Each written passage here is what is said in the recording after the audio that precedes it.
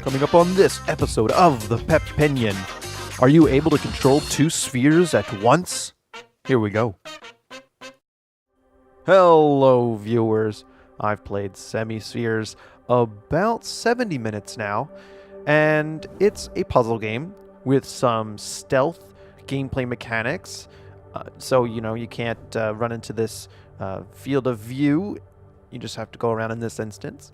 The interesting part about this game is the control method, though. For this, I'm using an Xbox controller, and I need to maneuver both of these, one with the left stick, the orange one with the left side of the controller, and the blue one with the right side of the controller.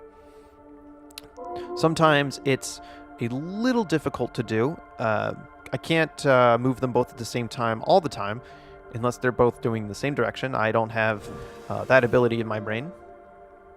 You also saw some of the stealth mechanics there, using a sound maker to lure a guard away. I'm going to call them guards. I don't know why. And this is another cool thing where that opening allows the orange to interact with the blue's world. Pretty cool.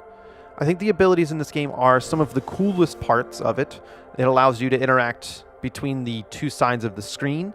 It also allows you to move between the two sides of the screen. And it also just sets you up for all kinds of plays and puzzlings and things like that. It's pretty interesting. Oof, just barely made that. So, you kind of get the gist of this game, I think. It's a very simple concept. The control part is the most interesting part of the game. It's also very methodical. There aren't many times you need to control both orange and blue at the same time, although it can happen. Here's an instance where the game will allow me to create my own instance of into the other world, so I can allow blue to come by. I don't know. This game can get a little tricky with the puzzles, but overall, I didn't have too much trouble getting through them. There's a bit of a robot and boy story that I didn't really pay attention to. Come on. I have more trouble controlling the two spheres, I guess, on the title on that screen choosing the level, because you need to have a very you just really need to control them both at the same time to get there. I really should just do it separately, but I don't have time for that. This is one where you need to be very careful, and I need to use the sound maker on one side and then the other to allow blue to get by.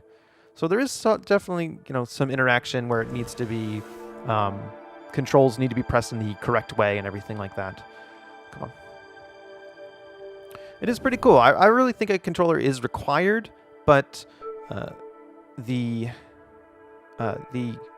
developer, they put in controls for the keyboard as well. I don't think that they work as well. I think the controller is really probably the best way to interact with this game, because it just allows for much smoother control, not so digital. I think that's important.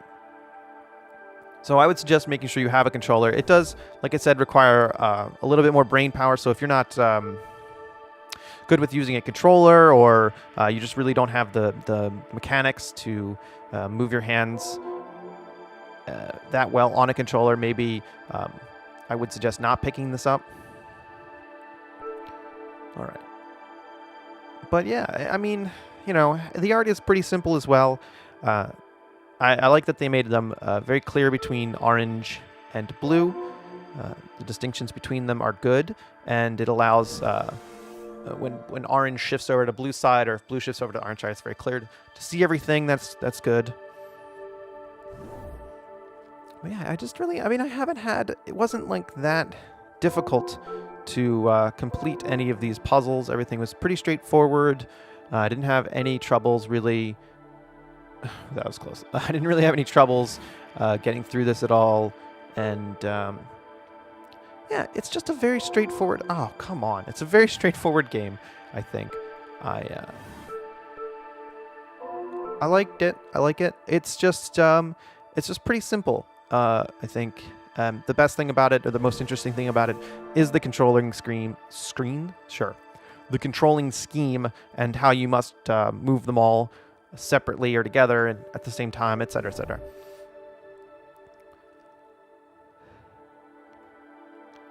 You do get to complete some puzzles on your own.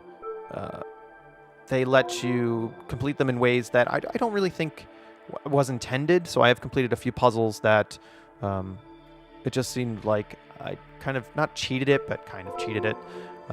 So it's nice to be able to control do everything in a way that makes sense to you. It lets me play the game as I want to play it, which is nice. I'm okay with that. Good that there's multiple ways to solve a puzzle. But yeah, I mean, I guess overall, on a scale of 1 to woo, this game's okay. And maybe something you're looking for if you want an experience, if you want to experience something with a different control scheme, you're looking for something on a controller that you want to play and check out, then I would consider, checking this out. But yeah, otherwise, I mean, it's pretty much just okay. Well, if you made it this far, thank you very much for watching, and I'll talk to you next time. Bye! Puzzle games forever! That's just how it works out, and you should share this opinion. Thanks!